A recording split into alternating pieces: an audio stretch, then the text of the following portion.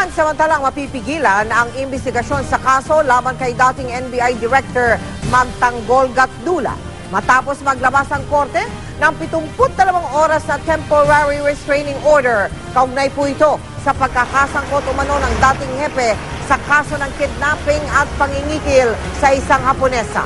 Ayon sa abogado ni Gatdula, may pagkakataon na sila makapagpresenta ng ebidensya sa kaso at patunayang wala siyang kinalaman sa krimen. Pinayagan din ng korte ang hiling ni Gatdula para sa agarang special raffle. Sinusubukan ng GMA News na kunin ang pahayag ni DOJ Secretary De Lima na siyang nag-anunsyo ng pagsibak kay Gatdula sa pwesto. Ang mangyayari po nito ay magkakaroon po kami ng oportunidad na ilatag ang aming ebidensya sa korte para patunayan po namin na ang nangyari pong investigasyon sa kanya ay isang moro-moro investigation.